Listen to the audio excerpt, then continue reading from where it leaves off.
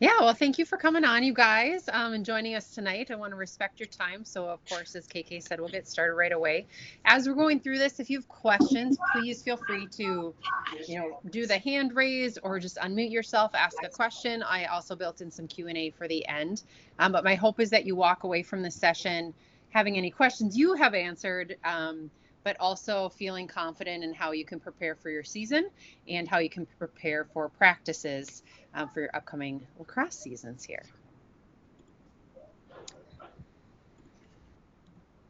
So I just thought in terms of what we'll learn tonight, we'll do introductions. And then as I mentioned, we'll talk about our season structure. We're going to focus on creating a focus and goals. And then we'll talk about practice structure. And hopefully you can walk away with a skeleton for a practice plan and then some Q&A. But before we get into that, let's see who we have here, who you guys are. So go ahead, KK, to the next slide.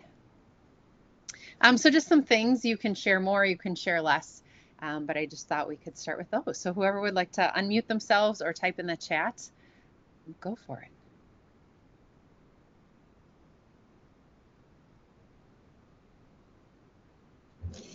Hi, my name is Delia, and I'm on with Meg Andres, and the two of us are like the spring coordinators and officers in our club up here in Proctor, Hermantown area.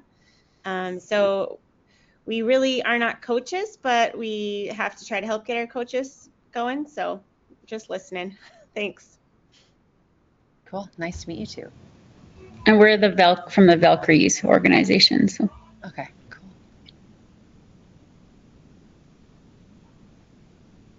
Hi, I'm Jen Carricker. My camera is not working tonight for some reason, but I am from Rogers at Seagull Youth Lacrosse, and I'm the current president. I got involved probably 6-ish years ago with my son, who is now 8th grade U14 player. So one more, or coming into our last year of youth for him.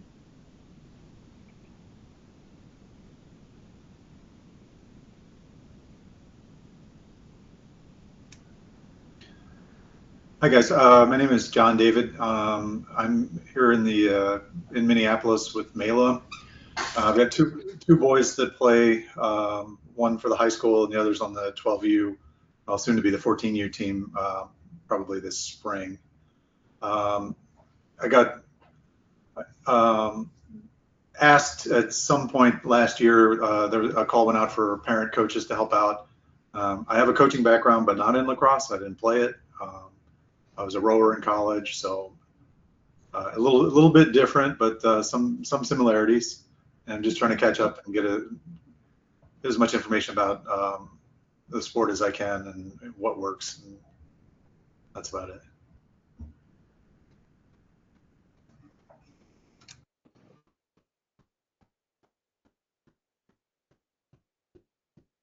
Kelly, I think you're last but not least, if you'd like to chime in. Hi, Kelly from Champlin Park, boys director. Okay, awesome. Well, that's great. Thank you guys. KK, if you go to the next slide, this is a little bit about me. You might be wondering, who is this lady talking to us tonight? And just to know that this information is good for boys and girls. My pictures tend to, are more for the female players, but definitely works for both. I got into lacrosse in college. I went to Bethel University, and our RA on the floor was looking for more athletes to come out, and I had played sports all through high school. So I was like, sure. And so that was my first introduction, just loved it, and then transferred to the U of M, and they were starting a team. And so I got to play there. At the same time, as all young college people, you're looking for income. And so I got into the reffing scene as well. And then as I was moving out of college, I had another year at the U. I'm a high school English teacher, and I came on board as an assistant coach and stayed with the U program for 4 years. That's where I met KK. And then when I got started teaching high school, the high school I was at, Maple Grove, needed a head coach. And so I was with their program for about 15 years. And then, as many of you have experienced, I have children who have now gotten into association play. So I have 1 year under my belt with association coaching. So I can understand just the dynamics of the different age groups.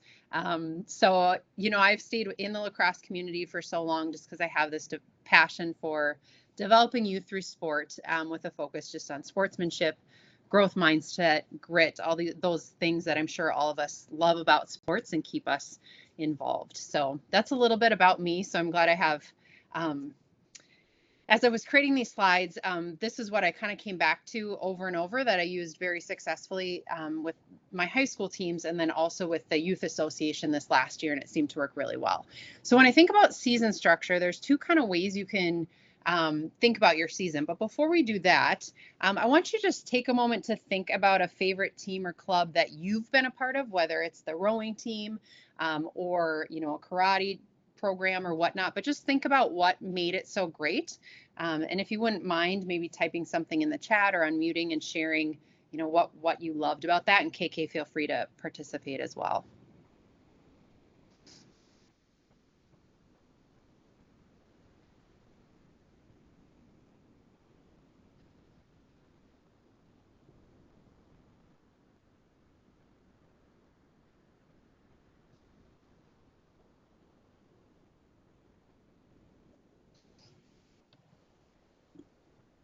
I can be the one to break the ice. I think, like, when I think back on teams that were my favorite teams, both from a coaching perspective and a playing perspective, they've always been teams that everybody else is very engaged, and we can all come like behind a common goal that we're working towards, and really driven to try to achieve that goal.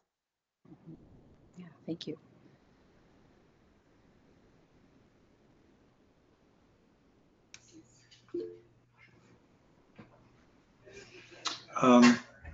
Yeah, I would think I always go back to my senior year of college. I think anytime you have the time constraints on the team where it's like you've got seniors, you got people graduating, it's like it's now or never. You're not going to get another chance at it, and that's probably the best team I've ever been on. Just everybody was on the same sheet of music. You know, guys were foregoing going to parties and stuff in favor of going to the field house, and it was definitely a very motivated group, and we had a really good experience. Thank you, John. Yeah, Megan's typing. I would say the families that form great friendships and the bonding. Yeah. Make sure I didn't miss one other. And Jen mentioned as well the people and turning teammates into friends. Yes. KK, if we go to the next slide there, I had a feeling that they would all center around cohesion and the team having a purpose. And when I think back to my high school years, I ran cross country, and that was probably some of my favorite memories. There was definitely this cohesion and support, right? You knew you had friends there to cheer you on, to work hard. So we're going to look at how we can form our seasons around these two terms or around these two purposes for our kids in our association play. So I broke this up into two different ways that you can build an umbrella around your season. A focus you can have, which is usually around development, and a unifying term. So I've been on teams that have used different terms to kind of bring cohesion to the season. Endurance we conquer was a term I used on one team. I think that was a cross-country team. We were kind of a struggling group in that we had some really talented players, but the meat and potatoes of our team, you know, is definitely a JV group. And so them just building up their endurance was something really important. That one's actually around a story, if any of you guys are aware of Sir Ernest Shackleton and his quest to go to Antarctica and cross Antarctica. His ship was called the Endurance, and so one of his sayings was "Endurance we conquer." So I'd tell the team the story, and we would kind of talk about that term and why that was important to our ability. 1 year, integrity was a term we had. We actually had that put into our uniforms on the back neck, and so the players would see it every time they put their jersey on. No one else knew it was there, so it was kind of something that the older girls particularly globbed onto with having this really important term. And we talked, of course, about what integrity means and whatnot. And then you guys have probably even done or seen groups that do cheer with family or together or let's do better. So that can be a really fun way to bring some cohesion to the season. Also something with goals. And as you get to know your kids, you may do both, or you may see that they're more driven by one of these than the other, but the goals would be more skill-based, a measurable number. So I like to put down things that aren't just goals in the net, right? Are we moving the ball down the field successfully? You know, are we able to make consecutive passes?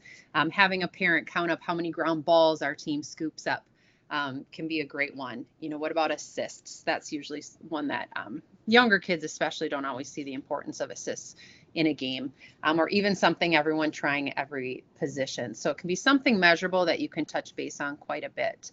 I still remember my very first game I ever coached in lacrosse. And I just remember thinking at halftime, like, this is going to be a long season, because I felt like I was at a field hockey game, not a lacrosse game. And we really were working on getting the ball in the air, consecutive passes. How many can we get in a row? So as you're then thinking about your season structure, if you do choose something that's more focused, that development, and having that unifying term, here's some different ideas that you can try for the season. And if any of you have tried any, feel free to type those into the chat. Big sis, big brother, little brother, where you match up girls on the team or guys on the team. And so a veteran player or someone who maybe was on, you know, the 10U team last year is paired with someone who's new to the team this year, and hopefully those veterans understand things like the culture of the team and what the team is about, and they can kind of help mentor that little sis or little brother. We would oftentimes do activities with that where maybe you throw with that player at the beginning of practice, or before games they take a moment to connect on what are their goals for this season, and so they have someone else who's looking out for them in terms of, oh, I know you were going to work on this and I saw you do that. That's awesome. So that can be really impactful if you have some different abilities or ages or experience on your team. Another one we've done with our girls I coached this past fall and summer, the U8 girls over at Maple Grove. And we had some days where they were just chatty beyond chatty. And so we would do getting to know you questions while passing to kind of help them get to know each other and maybe build that family. Some teams really get into a certain song or cheer or chant before games. You probably do those anyway, but sometimes those can be around a unifying term, whether that's, you know, a chant that ends with family or integrity or what you're working to.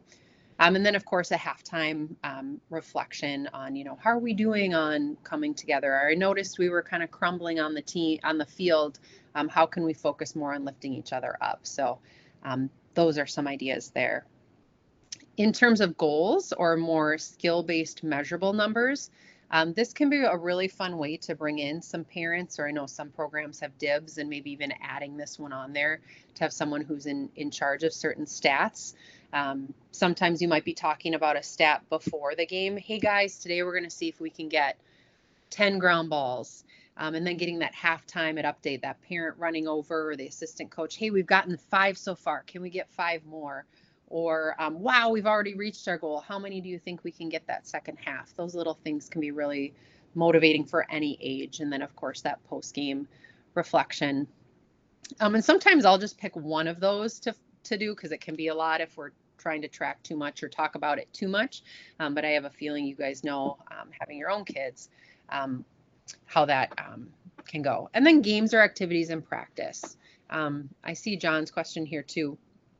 I coached a struggling high school crew, and as part of our emphasis on improving, we began to ask, how is this making us faster? It was quite effective for redirect when we seem to be getting derailed.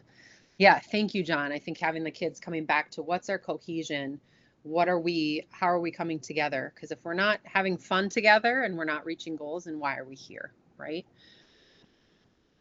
Yeah, that's excellent. Any other questions on maybe that umbrella, overarching focus or goals?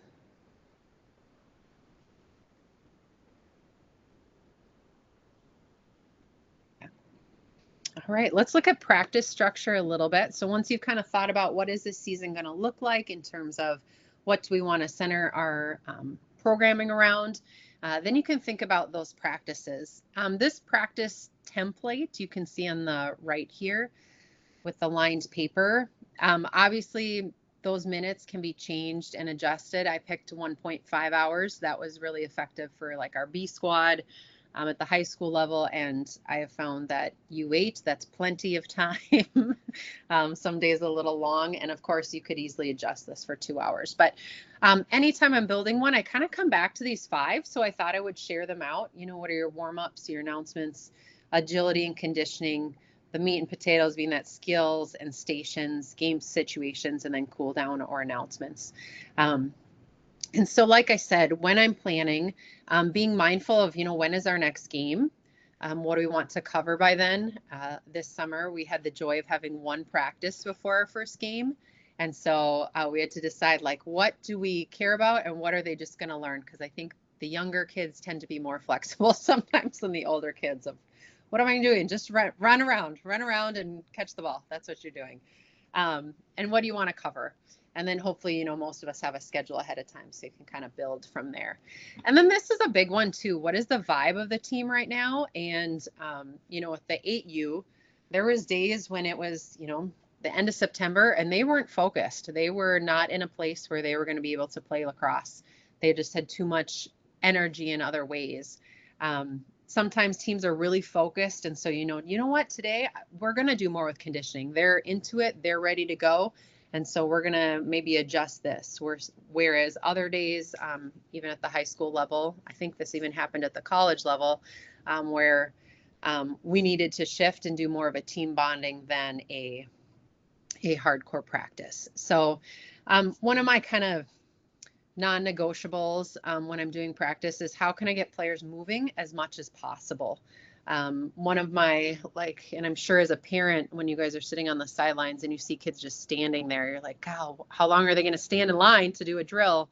And you can see the boredom creep in and then they're not focused and whatnot. So trying to devise drills that include a lot of movement so that kids are staying engaged.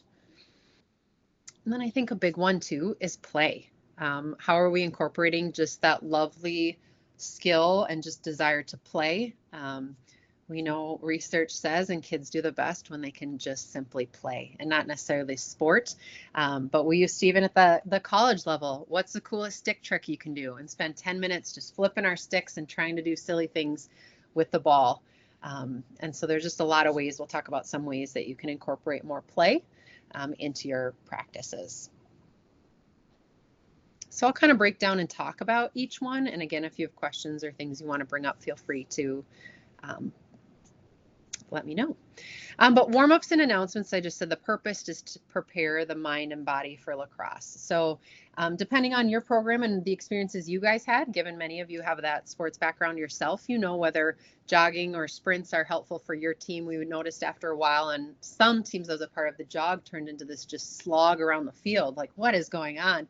So we'd sometimes have to mix that up. Maybe we're not doing a jog today and it's some shorter sprints or something else. But usually a dynamic warm-up to warm up the body, especially for those parents that are brand new to coaching, is a good one to remember. Many kids seem to have some knowledge of this with soccer or whatnot, but the high knees, the butt kicks, the high skips, which are called cherry pickers, Frankensteins, anything to get them to stretch their bodies. As I think to my younger association ones, I oftentimes run into kids who just want to do them as fast as possible. And so even just sitting in a circle and stretching where we're taking out the movement of who's fastest to the end line can be helpful to get them to just think about what we're doing for our body right now, how we're getting ready to practice our sport and whatnot. Some teams like to do some ab core work. This could be a good time for this. I think many of you have probably done a routine with warm-ups, and this can be really helpful. So on game day, the athletes can just run that warm-up themselves. So coaches can address the need or tie the shoe or talk to the athlete or the parent who may have questions. So I would suggest a warm-up generally that the kids can learn and run. Sometimes having practice captains and switching those out can be helpful too as a way to have leadership in the program and for those parents to not be responsible fully for that practice. Okay. I notice oftentimes the older kids and our younger kids too, just announcements as a high school teacher. The more we can repeat something, right? Sometimes is needed. So if I can make an announcement at the beginning of practice and at the end of practice, so they can hear it a few times as well as from their parents. That can be really helpful.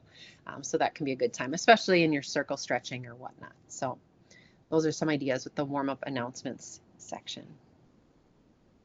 In terms of agility and conditioning, this is a really fun category that when I first started coaching, I did a lot with.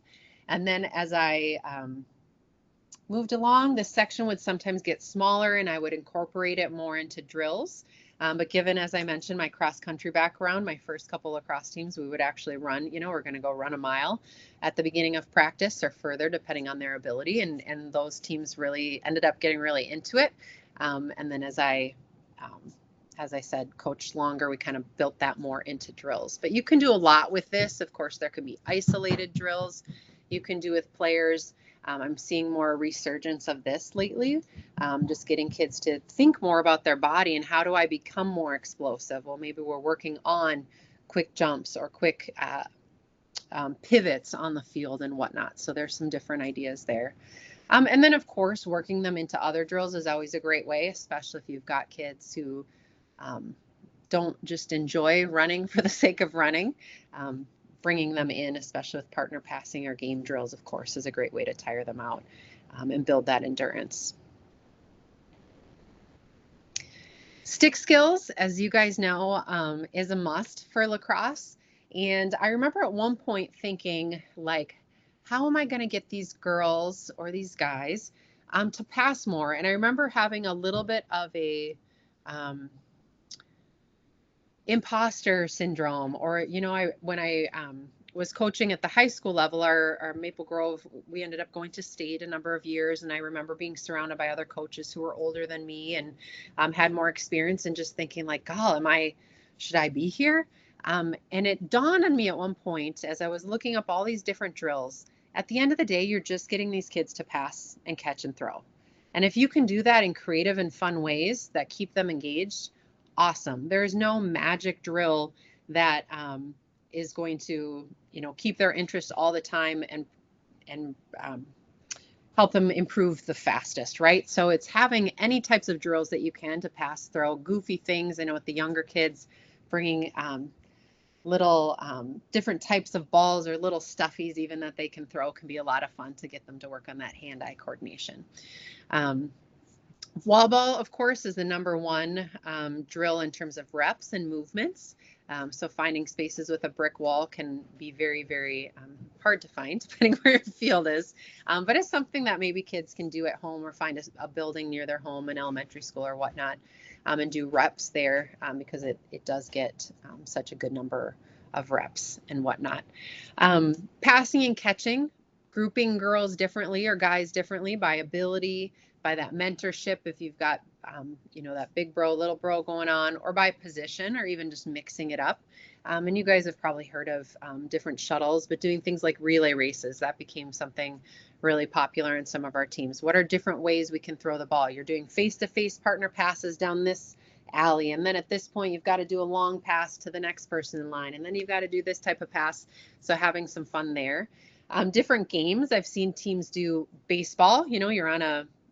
We practice at a middle school in the summer and there's a baseball field right there. Well, let's get on the baseball, turn that stick around, hit the ball with the back of your stick, run the bases. And then the other teammates have to catch that ball you hit and pass it to the bases to get you out. Ultimate lacrosse was also a very fun one too that we would play often. Instead of that frisbee, it's ultimate frisbee, but instead of throwing the frisbee, you're throwing the ball. Pretty similar rules. So those can be great too, and you just got to mix it up.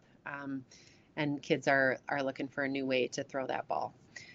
The USA Lacrosse website, and they have a mobile coaching app, are great tools. I know sometimes I felt overwhelmed with figuring out what's a new drill I can do. I feel like I've done the same thing. And those are great tools where you can find a plethora of drills out there that you can use as is. They have a lot of good visuals, or you can adjust it for your needs. And then of course YouTube, and as you start searching, sometimes you find certain people you want to follow and see what they're doing. Though YouTube one can also be a great one for stick tricks, to give girls or guys something to look at, especially We all may share that we may not want to be the one demonstrating the skill. And so this can be helpful too. That was something one of our mentor coaches, if you're doing these series, Ann Mulk will be doing some in the future. And she was a coach with KK and I, and she would never demonstrate with a ball. And I didn't realize that till I became a coach. I was like, how smart. Then we were never distracted by her dropping the ball or her being worried about that pass being perfect in what she was demonstrating. So that can be a good, you can use those websites and whatnot to show kids things instead of having to feel the pressure yourself.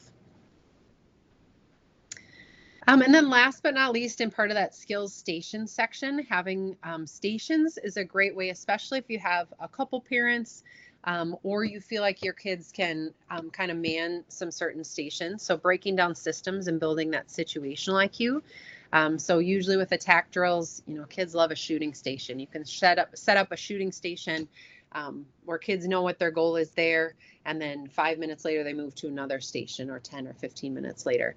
This can be, having a shooting station or a dodging station if there's just one coach, and then having a station that coach is centered in is a great idea, or having some of your leaders on the team help feed balls at a station for others, or maybe some other parents hopping in to help coach. But usually when we've done stations, we've done it a few ways. You can have 2 stations, you can have 3, you can have 4, but it can allow you to work on, even with 2 stations, sometimes we've done the exact same drill and we just needed to divide the team up, or there's certain athletes that just today, they don't need to be together for a little bit of time. And so that can be a great idea to just break it up so you have less students to work with and they can touch the ball more, right? Or of course, every station could be different. If you have the coaching staff, it's nice to have a station with goalies where goalies can get some time to warm up and the rest of the girls are moving through a couple other stations and then pulling a goalie to a station where maybe some shooting is happening, or having some players come to that goalie station to do some shooting. Stations is also really nice, and I think naturally kind of happens at the high school level when new players are coming out. They might have a newbie station where they can focus a lot more on that passing and catching. And then, veterans can have their own station and maybe they're trying a more complex shuttle system or whatnot. So that can be some ideas with those stations. And usually I would break it up. You can do the skills right at the stations, or you can do some more of the system work with the attack or defense. But those can be some good ways to use that practice time. And then last but not least, I spoke on this a little bit with game situations. So players making decisions in game time, right? Turning things up, because in all the other stations, we've really been working on either growing our awareness of our body and how it's moving, or working really on skills or where our feet work lay. So here's some different ideas of different game situations you can have. Of course, lacrosse game specific with that half field or full field, or implementing some of those station activities onto that field. And of course, having goal work is helpful. Lacrosse equipment, but different games. So we mentioned a little bit about ultimate lacrosse. I think the game Steal the Bacon, I think every team I've been on, it's slightly different, but maybe you guys have heard of that game. Kind of a keep away idea with who's getting the ball and the other team keeping the ball away, and then how many girls go out in the field. Musical chairs seem to be a big one this summer, or ground balls, or hungry hippos, where girls have a marcated circle with the balls and they skip around it or run around it until you blow the whistle, and then they've got to go get a ground ball, and whoever doesn't get one is out, and then another round begins.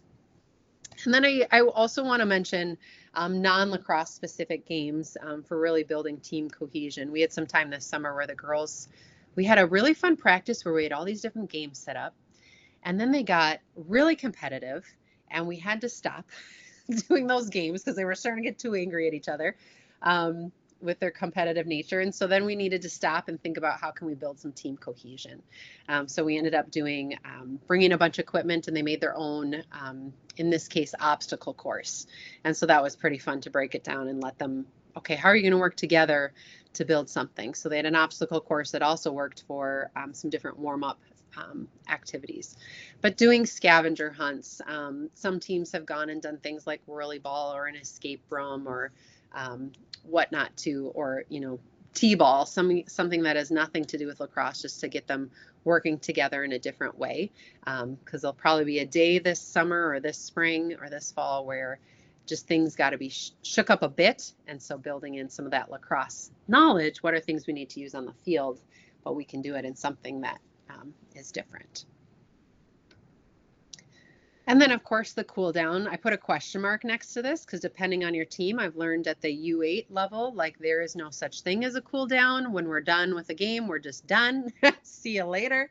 But I know for the older kids, this can be really important, just that time to come together to review what do we do today. And this is the purpose of what our practice was, right? Like we want to bring cohesion to what we're doing and how these are building blocks to what you are aiming for in our game or what our program wants in terms of our family or in our stats that we're keeping. So of course you can use it for announcements, that repetition, administrative, or those focus or goals we talked about, or building team cohesion as well. We practice something called a hey girl hey. I'm sure you could do a hey guy hey model where girls take a moment to just point out something someone else on the team has done well. Hey, KK, hey, I noticed that you had the Google Meetup and ready. Thank you for doing that. Hey, girl, hey, I noticed you got all your ground balls and that drill. That's awesome. And of course, that space of having coaches acknowledge what's going well and what's working for the program can be helpful too. So there's a lot of talking and a lot of information for you guys on this Tuesday evening. Any questions or things you would like me to go over again, or?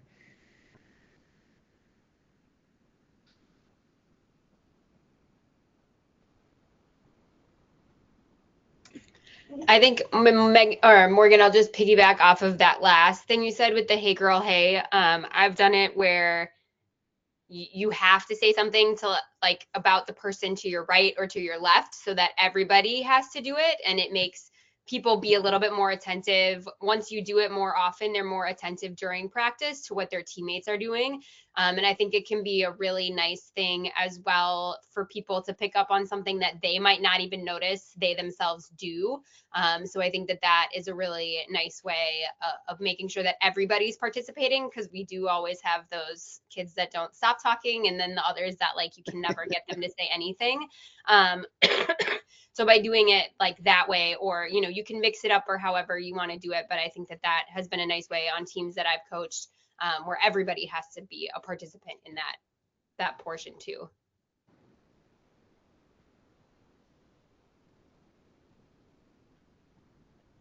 We ended up using that circle model. We sat in a circle and everyone had to say something on either side when our team got very competitive this summer and started in the way 8, 9-year-olds do, kind of wanting to tear each other apart. So we sat down and had to take some time, and it required them to think. And you could see those smiles come on their faces and that cohesion build up again when they saw like, oh, my teammates do see me and they do see that I'm a good person. I'm trying to do my best. So.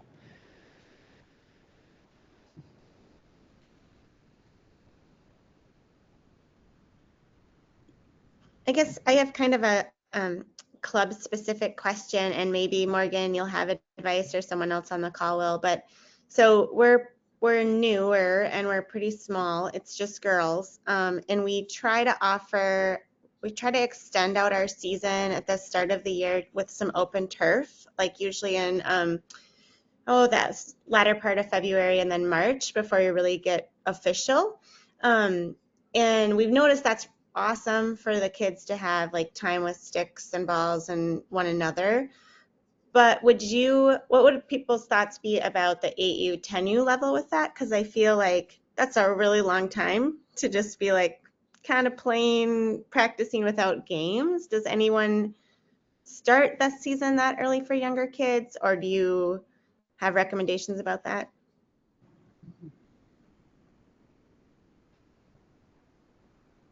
Does anyone want to speak to that? We've got knowledge here.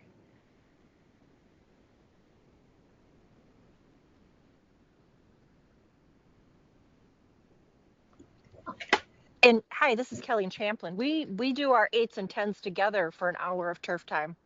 The boys have an hour and the girls have an hour, and it works really good. And then our 12s and 14s are an hour each individually, and it works good. We start at the beginning of March every weekend until we can get outside.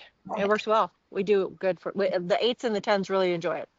but no more than an hour, according to my coaches. They do not want an hour and a half, only 60 minutes. That's a big thing I've learned about that age, that hour, so that they're busy and they don't have time to get bored. And we found once a week was very helpful. Anymore, then I think it became difficult, but I think it depends on what other offerings are in the area and whatnot. So.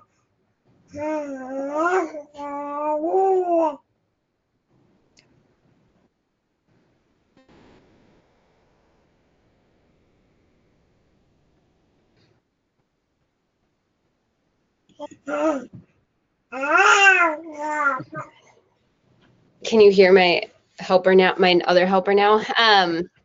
Awesome. Anybody have any last questions for Morgan here? I mean, even if they don't pertain to season practice planning or season planning, Morgan's a wealth of knowledge and has been coaching for a long, long time and done more than just lacrosse too. So has a good background, but awesome.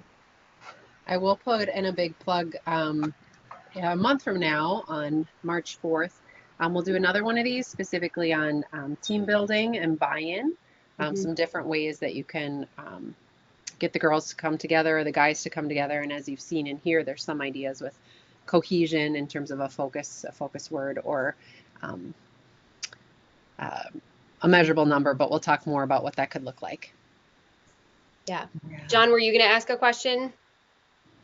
I guess, and I'm thinking back on last year's season with the 12U team, and one of the hardest things that I found was getting the kids to move.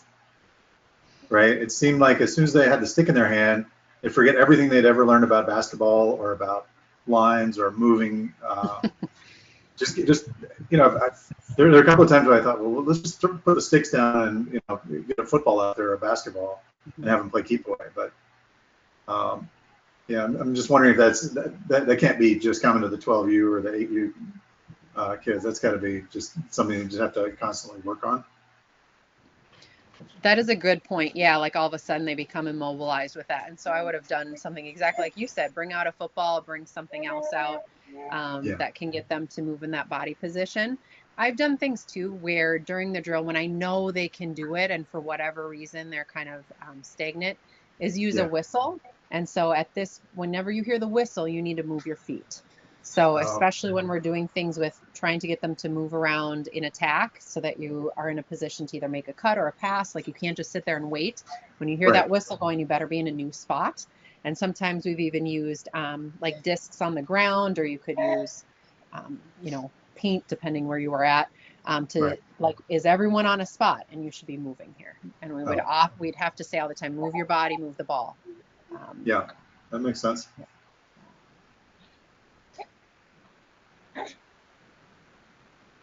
Jen, I see your question about the need to discipline players, and too, if anyone has anything more for John, please feel free to jump in. I have found great success with having a code of conduct. I would tell my high school program, I felt very, very strongly like we are here about being good sports. I was very proud that when Maple Grove in the beginning years, we weren't the best team, but we were constantly being asked to play against other teams because we were good sports. It was a fun game. And so what does that look like? And so we would spell out in our code of conduct, at the high school level, you're not selling drugs, using alcohol, but also what does that mean in terms of name calling?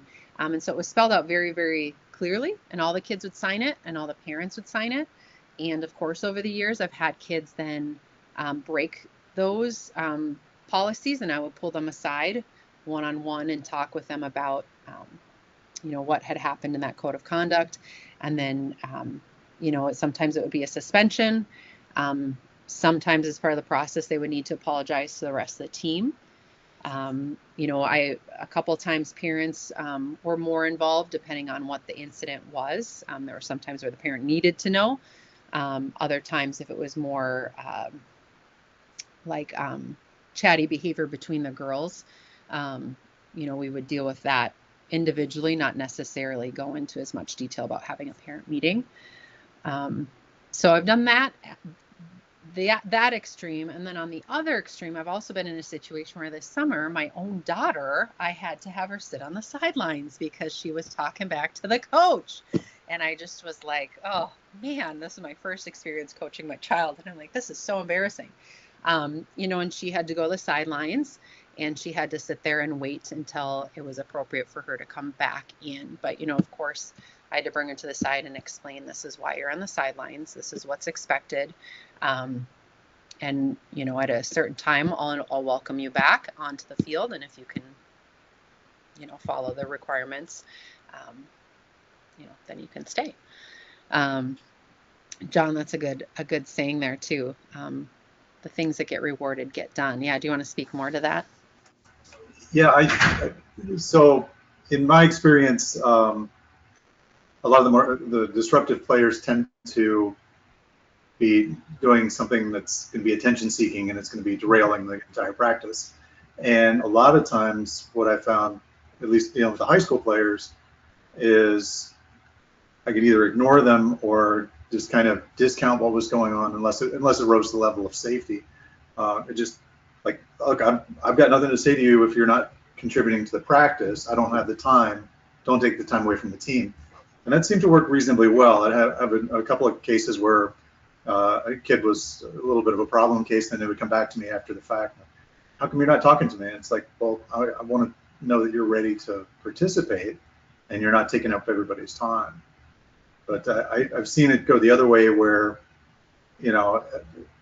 kids trying to get your attention, well, you can completely take the practice, off the rails by spending time disciplining that kid. It's like, maybe we'll talk about that later, but for now, why don't you go sit over there or go take a lap or something. Mm-hmm.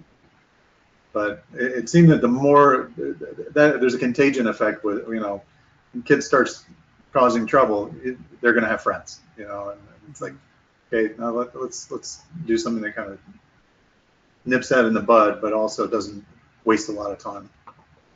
Mm-hmm. I think especially if you're the only coach present, like Mm-hmm. then you have to do that, right? Like if you have another coach, you can usually have them or yourself take that player and like move aside. But when it's just you, which I know is the case for a lot of our association coaches sometimes. Yeah, for sure. I think one other thing, Jen, kind of on that, I know like that's something that association wide you guys could have is like a code of conduct for players. And I'm sure that some associations do have that. So we can probably get you some examples if you need. Sure. But I think like noting too that like your expectations of a 14U is going to be different than your expectations of an 8U. So I think even laying those out clearly can be helpful. And then you have it in writing. So if there is anything that ever, goes awry, you can be like, well, you guys signed this code of conduct as players, or if it's the parents that are signing off on it, Right. then they know and they have it, and you can use that to like whether, it's depending on the severity of the situation, then you have that to go back to, which I think can be helpful also. Yeah, makes sense. One thing I'll add to being a high school teacher in my 17 years of teaching, you can imagine I've maybe had like a kid or two that's really gotten on my nerves. And I have sought out like, okay, I'm not sure I'm a fan of you. So what I'm going to do is I'm going to spend extra time with you. I'm going to make sure I ask you a question about you each day or make sure I say hi. And that has really worked. This summer we had a couple 8. I mean, bless you all if you have children who've been 8. I'm sure you all do. I was like, wow, what an interesting age group. This is why I teach high school. But like they just are so different. And I would find myself being like, this is an annoying behavior, but I'm going to be around this all summer. And so how can I find things that we can connect on? And sure enough, within a few weeks, I'm like, oh, now I'm excited to see so-and-so and hear about their unicorn collection, right? So that is just one way of if you find someone kind of getting on your skin, every day asking them a question or saying hi or whatnot. And I have found that's really been helpful. And sometimes those kids then turn into my favorite kids. So. I just had to laugh, Morgan. I'm a 3rd grade teacher by choice. So I have a lot of 8-year-olds in my life, and tomorrow is all day play, the global day of play. So I'm trying to gear up. But I was going to mention, Jen, I'm not sure what age for discipline that you're thinking of, but I know my husband coach has done laps a lot. So if you are mouthing off, you can go run a lap. And if you like running laps, then you're going to get faster. And if you don't like running laps and being looked at, you're probably not going to do it again. So just run a lap, take a lap, give everybody a little space. So.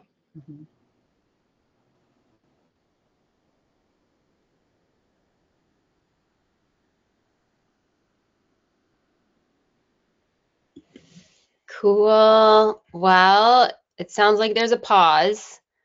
Any last questions? Otherwise, I'll throw up, Morgan, your last slide since I missed that part. But I know you did a little plug already.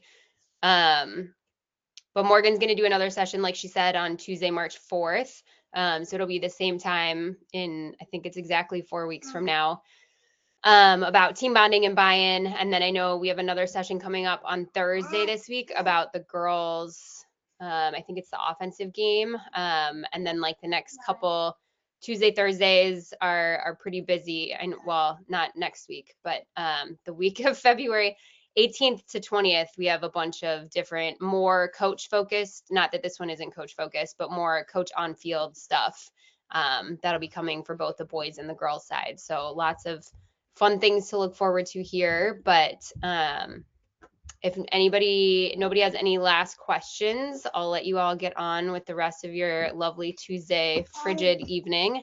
And thanks, Morgan, for coming on and presenting all of this lovely information that'll hopefully be super helpful for everybody.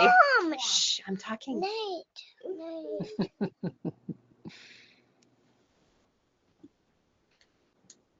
Cool. Well, thanks guys for coming on. Hi, baby.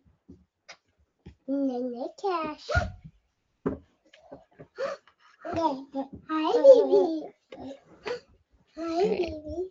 I'm gonna stop the recording.